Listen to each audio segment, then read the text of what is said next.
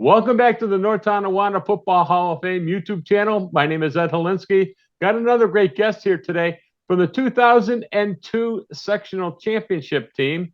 He looks like he's in the dark right now, but he really isn't. Center in your program for the Lumberjacks back then. Western New York honorable mention, went on to a college career in 3 different colleges. Now a longtime offensive line coach down in Georgia, and speaking to us from his house outside of Atlanta, Georgia, is the one and the only Adam Daigler. Nice to meet you. How are you, Ed? I appreciate you. Very, very Everything's good. Everything's good. My season just ended, and just wrapping my season up. Just got home from work a few minutes ago, and just signed on to. You're doing a great job. I saw a lot of my friends and a lot of people I've looked up to in the Hall of Fame speak. So I was watching a lot of videos this week, getting prepared. You're doing a great job. You're bringing a lot of life back to the program, and I appreciate it. You are video number 862 for those keeping score at home. So we've got a lot of mileage on it, and we still have a lot of work to do and a lot of players to talk to who want to talk to me. I want to get to your career. Played, I believe, at least varsity your junior year, 2001 season, 2002 season. Did you happen to play as a sophomore at all? I got called up the long snap. Jancy called me up the long snap. It's actually a funny story. My father last night we were talking about this, and he said, "Do you remember your first snap and your last snap? They're probably your worst 2 snaps of your career." First snap ever, I got called up as a sophomore. Brian Long threatened me as I was running on the field, told me not to mess this up. Got called up as a sophomore, and then played as a junior and a senior at center. And memories that I'll cherish for a lifetime. What do you recall from those years? What sticks out in your mind, Adam? I'm a coach now, so North Tonawanda football, the tradition and the respect that is given to the men that are in charge of that program, Bunker being one of them right now, Coach Jancy, and I could list Brad Deach, Dan DeAngelis, Coach Cook, the Zayats brothers, John Montesani from when I was a ball boy to a kid. I mean, I was a ball boy when he was a JV coach with Jancy as a JV coach, living on Mall Street. There's so many coaches and there's so many men that have created so much tradition and pride and energy in that community that it's rubbed off on me to this day as a coach. So when I thought about this and thought about North Tonawanda football, it's the men that have poured countless hours into the community. And I think because of the friends that I have and the friends that I see, the Montesani twins, and I can keep going on with names, Alex Port and a lot of the guys, and you see how the Heflins and King and Novosat and Tasner, and you see the relationship and the bond that is in that community through football. I think there's not many places in the world that are like it. Did you come up through the NTAA ranks? I didn't. I played hockey my entire life. I played hockey right alongside Brooks and Nate Winter, Eric Fire, Jordan Bunker, Jason Jones. Played hockey. Never really was into football until I got a little older. I started playing at 7th grade with Coach Cook and Coach Abbott, and got to my freshman level with Rick Tom. I think that was probably the best thing that happened to us, is Rick Tom followed us all the way every year, all the way till we were done as seniors. Every game we played in high school, Rick Tom was alongside of us, and I'm forever grateful for that man. If I could give him a hug right now, I would. I know he just retired, and he'll probably watch this. So congratulations. How big were you when we started playing football, size wise? I've always been a big guy compared to my peers, but I didn't play hockey my senior year because I knew football was my future. So I started getting really big as a sophomore and junior in high school. And then I knew I wanted to play college football. I knew I needed to change my ways with my grades. So I knew I had to go to junior college. So that's why I went to Erie Community College at first.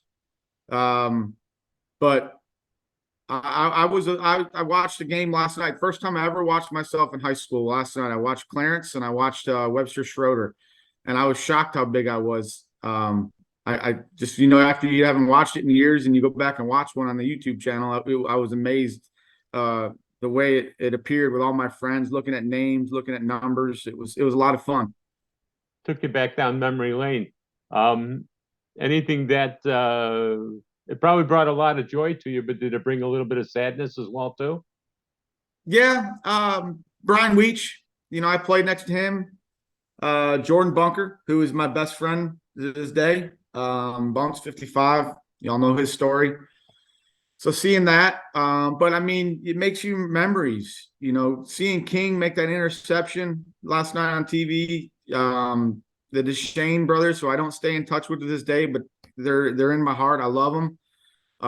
Even from the Montanis to Tucker to Celeste. I mean, I talk to Celeste daily, but to see him just blow that midline off and just destroy kids last night on my phone, I was just chuckling.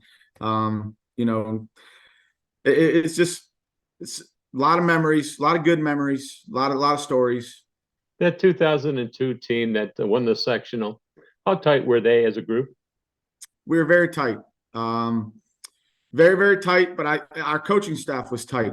A lot of tradition, a lot of consistency. That's the one thing. Talking to, my head coach I work for right now, Derek Smith, and a couple guys I work with at my work, I talked to him about where I'm from.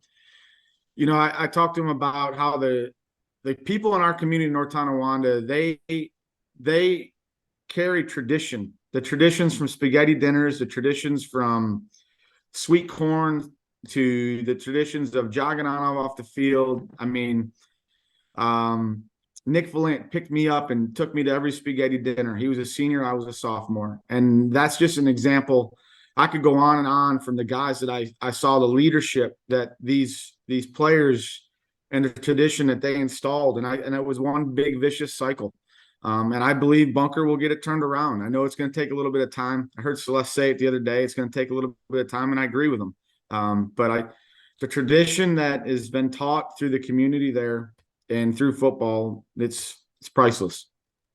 How big of an influence is Eric Jancy on your football career in high school and so far afterwards? Huge. Because I'll say Eric Jancy, yes, he was in charge. But Eric Jancy also hired that staff and put that staff together, and everyone on that staff had a role. So I'm not, saying that Coach Jancy isn't the biggest, but Brad Deach, Rick Tom, Suter. I mean, every single one of those, Cook, in architecture class and on the football field in multiple years. I mean, every single one of those guys in that program made an impact in my life, and I'm forever grateful. I know that sounds corny, but I believe that's why I'm a coach today, because of men like that. They poured into me. They made sure I was successful. If it wasn't for the game of football, I would not be sitting on this Zoom call talking to you. How big was nutrition and weightlifting, being in the weight room back then?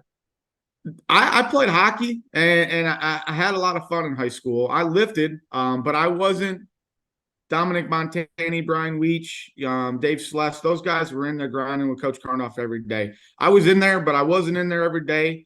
But I will say I'm healthy. I never had a knee injury. I played 5 years of college football. I was successful. There were certain times in my career that nutrition and weight training obviously took over, and I had to get big to survive and to be an offensive lineman at the level I played at. But I was never a weight room guy. I stretched a lot, played ice hockey, like I said. Back in the day, I was very flexible. So weight training for me, and it's funny because I'm a weight training coach today, weight training for me back in the day, it wasn't something that was on top of my list. I played ice hockey 3 nights a week. My parents traveled me all around, the Northeast playing travel hockey with a lot of successful teams. So weight training wasn't top of my priority, but it's important. And, it's a lifeline to be successful at sport. So what was your playing weight at your senior year, and what were some of the playing weights of the guys next to you on the line? You were a big line. I don't know my playing weight to be accurate. I would say I'm probably 240, 245. I know in college I played my best weight. I played about 285. That was when I was in college, and I was small for the level I played at. So in high school, I was probably about 240, 245, and I could be wrong. Weech was a monster. Jordan Bunker was a big boy. Alex Port, who I played with, Joe Scalise, who I played with. Joe groomed us. He did a great job.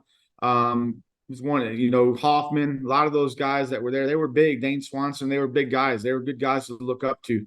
The work ethic in the weight room that, it was there. Mike Mercer, people forget about him, left tackle in 2002. We had a really good, solid offensive line.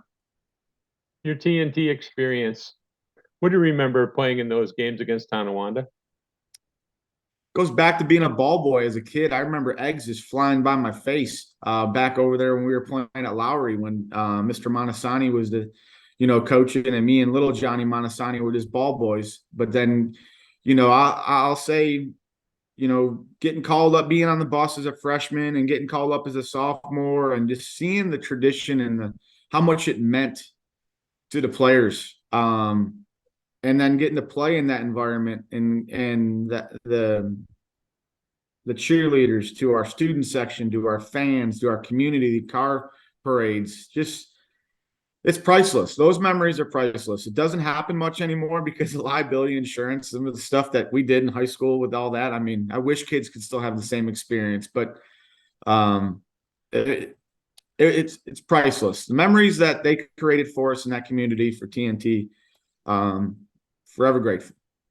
A lot of trash talking during the games between you and the Tonawanda guys? Yeah, I knew Ross, kind of, because we were pretty, so I knew Ross at that time.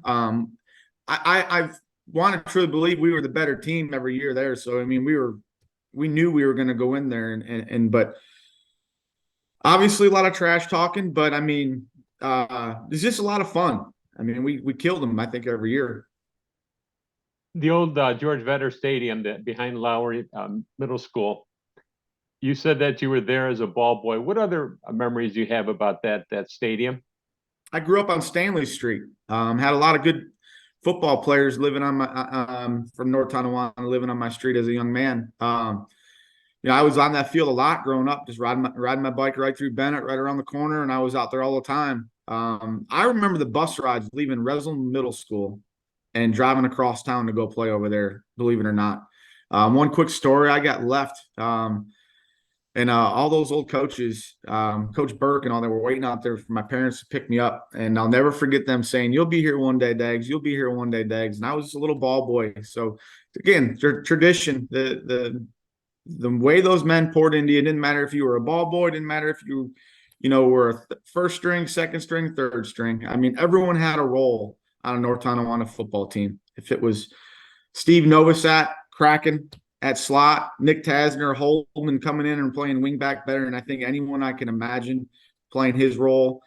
Everyone had a role. It was a lot of fun. You moved over to the high school and you played at the first varsity field at North Tonawanda, the first George Vetter field. How was that playing on that field? It was awesome. I look at the facilities I work at now, and then I look at that facility or visualize that facility when I was in high school. At the time it was, you can correct me if I'm wrong, but at the time it was probably one of the better facilities in Western New York when it first opened, right? Yeah. And now it's got turf, correct? Well, then they moved to there's a different facility. They took that. They don't play at that field anymore. They built another stadium right next to it.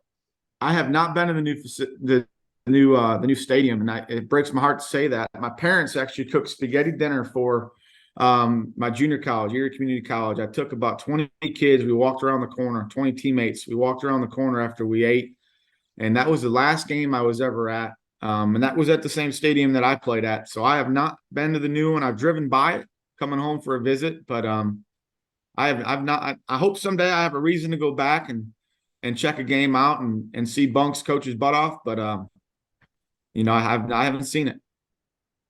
After high school, you went to Erie Community College. You admitted that you needed to pick up your grades and pick up the education a part of your life. Then you moved on to a couple other schools. Talk about that experience. I went with Reimer, and I want to say Reimer is probably the best high school football player to come out of North Tonawanda. I was happy when he got inducted into the Hall of Fame. instinct and the way he played. He was great in high school, but then what I witnessed in junior college, me and Reimer carpooled. Jason Freilicher was there with us out of my senior class. He kicked for us. But I played ball with Reimer. I wish he would have finished. I wish he would have graduated, with me and went on, because he would have been a Division I player easily. So then after I went to junior college in Erie, I graduated, a lot of ball there. See Chattanooga, played there for a year. I redshirted there, and I ended up transferring to West Georgia, where I played 2 years, grad assisted for a year. So I ended up playing a long career, all over the place. My mom and dad didn't miss many games. My aunt and uncle down here didn't miss many games. I had some great support, even though it was a long flight every weekend or a drive every weekend. So, I mean, I had a lot of support, but it was a lot of fun. Competition was a lot stiffer at that point, wasn't it? Yeah, I'm not gonna lie. There was times I got my butt kicked, even from when I was a freshman in junior college at Erie. I mean, we played Georgia military, and I mean, the competition was it was full go every week, every level. It doesn't matter what level you're at. There's going to be competition. There's good football players at every level. There's guys that work hard with film study. There's guys that work hard in the weight room at every level.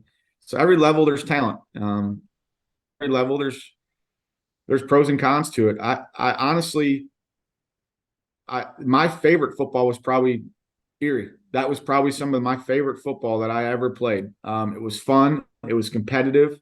Rides were fun, and I was still living at home, so I still had all my close high school friends in my life. That was probably I was working for Hojanowski, working for the Bills at the time.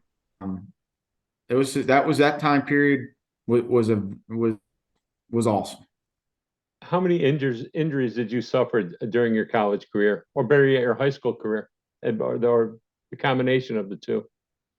I would say my biggest injury was my head. I had a bunch of concussions. I had an elbow injury on my left elbow. I tore some ligaments in there. I wore a brace my last year, so I could finish. I had a knee injury one time, hyperextended my knee a little bit. It didn't cost me any time. But I honestly never really had just a major. I broke just about every finger on my right hand. Both my thumbs, I've tore the ligaments from being a center and snapping and firing my hands up. So other than my hands and my head and, a couple ankle sprains, I really never – I tore my groin as a freshman. That was probably my worst injury. And I passed set, and the guy across from me was, just twice the size of me in the weight room, and he just bull rushed me, and it just tore. I was blue from my ankle all the way to my neck. It took me about 3 weeks to heal, and that was the only time in junior college I missed any time was that injury. But that was when we had 14 straight days of 2-a-days too. They don't do that anymore. So it was a lot of football. Can I ask you how many concussions you've suffered during your career? I try to count. There's a bunch. Okay. I would say I'm well over 6 or 7. All right, we'll leave it at that. Yeah, we'll leave it at that, because you'll be getting phone calls from home saying we didn't know that. Oh, they knew. They know. My buddies know. You were a graduate assistant at West Georgia. You did that you did that for a year. Yes, sir. So I wasn't done with my degree, and because I transferred. When you transfer, you lose credit hours, and I was doing my student teaching at the time. And Mike Lefford was the guy that recruited me, my head coach at West Georgia, and they let him go, and they hired a guy named Daryl Dickey, and he came in, and I needed that out-of-state waiver, and I needed to keep my scholarship so I could finish my degree. So I walked into his office, and I said, Coach Dickey, I said, any chance, I could coach? He said, if you want to be a football coach, absolutely. So I coached that year, and my O-line coach that year I worked under was Jeff Fila. Learned a bunch. My O-line coach when I played at West Georgia was Spencer Riley, an All-American for Tennessee. He actually played for the Bills. And when I worked for the Bills, he got cut fairly after he beat up Phil Hansen in camp. And when I wrote a letter to West Georgia and introduced myself, I remembered who Spencer Riley was. And when I showed up for my visit, we remembered each other. So it's a small world. So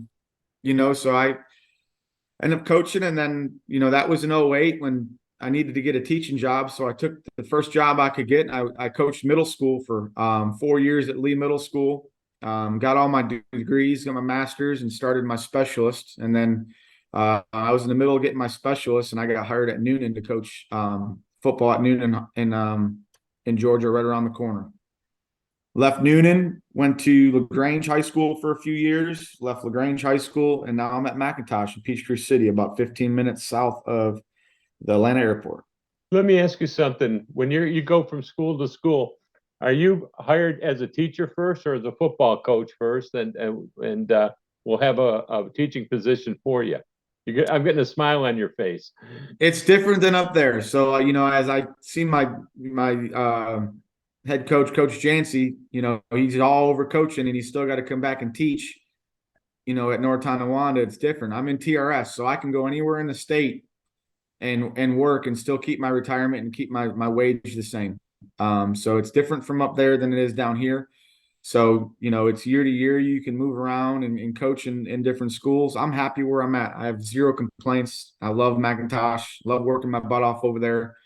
But yes, down here, there's coaches that are all over the place. Every year, people are moving and changing positions, changing jobs. Talk about the difference of high school football in Georgia as opposed to high school football in New York State. I'll echo what Ricky said last night. College sports and high school sports is at a completely different level down here. It's from volleyball to marching band to soccer to lacrosse, and then to football, the stadiums, the facilities. I mean, you got schools around me now that have 100-yard indoor facilities, just 100-yard indoor complexes with a weight room attached to it. And they invest in athletics down here, really. And it's everywhere. So great football everywhere, and it's great football up there in New York. So I'm not saying that, but I'm just saying they invest in sports in the South, and it's very, very evident. When you're coaching as an offensive line coach, as you do now, what's going through your mind? Anything that's coming back from your high school days where your coach has told you, or you're repeating some of the phrases that they said to you? Yeah. Rick Tom, Coach K, Coach Krasinski, he's at Canisius. Jancy brought him in. We were in Meadow School gym in the auditorium, and he was doing a clinic where he had a couple coaches come in. And this might be a little X-rated, I guess you could say, but I'll say it. He was teaching a down block, and he was teaching it where you got an ear hole, and that guy has his belt buckle. I'll say belt buckle. He had a different word for it, but you got to get your head across and let his belt buckle go in your ear hole. I use that phrase to this day. I break things down on sweet corn all the time, and that was Coach Tom saying. Coach DeAngelis had a bunch of sayings. Jancy, everyone, Trevor, Coach Zayats, all of them. Coach Deach, they all had their own sayings. They're embedded into me. I'm grateful. Dave said it in his interview when we went down to Jamestown and we got crushed. The next practice, we drove the 7-man sled on that field with all coaches on it for hours. Just drove that 7-man sled up and down, or 5-man, whatever it was. I can still hear Jancy's tone of his voice and his voice in my head to this day, the day after that next practice after we got beat by Jamestown. That Jamestown loss, I think, sparked the rest of our high school career. You go down to Georgia and you get talking with some of your coaches or some acquaintances that you have down there in the Atlanta area. You start talking about high school football. What do you tell them about North Tonawanda and where you came from? Well, a lot of times they get carried away with how Bills fans act. And those conversations go towards, they can't believe how Bills fans are, and they can't believe Bills Mafia. But we do talk about high school sports, but I don't bring up my high school career a lot to all the guys I work with, because we all anyone that's coaching to this day, you played high school ball, you played college ball. So I don't necessarily talk about my high school and my college career with my peers, but I talk about the community. I talk about the food. I talk about, the friendships, talk about my family, talk about that kind of stuff. But I don't necessarily talk about just my high school career. I have at times, but nothing really just sticks out to me, to be honest. Down in Atlanta, have you found a good wing place or a place with beef on weck? Man, you wouldn't believe this. We had Duff's. Duff's opened up right around the corner from me. I mean, literally a mile down the road. And they closed in COVID and never opened back up. This family was from Buffalo. They went there and they trained in the Duffs in Buffalo for 6 months and came down here and opened it up. It was packed. The amount of Bills fans down here, you'd be shocked. And I had Duff's right in my backyard for about 3 years. I got my taste of blue cheese, and there was the pizza logs. It was just right there. The wings they weren't even close, but they were close, but not, you get what I'm saying? Yeah. So I had my little taste of it, but so for a little bit we had Duff's, but wings are good everywhere. Wings are good everywhere, but I'll be going home Saturday night to Climax. I'll be at Climax having wings. First stop. There you go. Perfect. We talked a lot on various subjects so far. What would you like to talk about that I haven't brought up? I would like to talk about my teammates and some of my friends from my playing days. From the song "Renegade" in the locker room to just how close we were. I think that's the thing that's special. I coach. I've been coaching for 16 years, 17 years now. And times are changing with technology. A lot of times your teammates don't even have their own cell phone number anymore. They have their Snapchats and stuff. When I was in high school, we were inseparable. When we left that field after Renegade was playing and celebrating, we were partying all night and just having fun. If it was riding bikes around town to each other's houses, or whoever had a car, picking each other up, hanging out. Nick Tasner, one of my best friends this day, one of the best teammates I could ever ask for. Ricky Brooks coming out as a senior was a huge addition. Dave Celeste, the DeShanes, my offensive line buddies, Jordan Bunker and I in ice tubs, ice baths every day. His dad bringing in Gatorades and Coke. Mr. Hojo just spoiling us my senior year with all the gifts he was giving us. The spaghetti dinners that I cook for my offensive line to this day, spaghetti dinner whenever I get a chance, just because of that tradition that the Hall of Fame started, So I would say the relationship part of North Tonawanda is my biggest thing that I've taken away, that just I'll have for a lifetime. Have any regrets about your high school career? Things that you might want to do over? I guess the biggest thing I would say is maybe hit the weight room harder, but I'm healthy. I didn't have any major injuries. I didn't blow out a knee. You know what I mean? I didn't, so I can't even say that. And I played at a high level, so I can't even say that I would go back and work harder in the weight room. I was playing ice hockey and I was still busy every night. So if I had to say one thing, maybe work a little harder in the weight room. But flexibility, I was very flexible, and I was a smart football player. I was able to use my body and use my technique, put my body in position to reach, block, and cut and do things when I needed to. So no, I don't really have a regret. I wish we would have beat Webster. I really, I really believe that our football team my senior year was probably one of the best teams ever to come out of, the tradition and the pride and the history of North Tonawanda football. I know some guys are going to say the state championship year and it was a great team, but I wish it was possible for us to square up. I wish it was possible for me to take Joey and Danny Montesani one-on-one. They were my child. Johnny was my neighbor, and I with the twins, and I would do anything to square up with Danny and Joey one-on-one just one time, just to see what it felt like. I wish I would have been able to go into the state championship game and drive down the thruway honking a horn and celebrating. That's that regret. But coaching down here, I couldn't come. So that would be one thing I would love to do, is just one time be able to square up with that state championship team and see what would happen. I think there would be a lot of opinions now that I said it, but I would love to see what would happen. What do you see yourself doing in the next 10 or 15 years? I see myself coaching ball and I have a 3-year-old, and raising him, and hopefully someday I'm still coaching high school ball. And when he's a senior, watching him play, and hopefully he's signing a scholarship playing college football somewhere. I love coaching. It consumes me. I watch film 24/7. We lost this past Friday in the playoffs, so I'm done. And here I was last night watching my own high school career on YouTube for about 2 hours.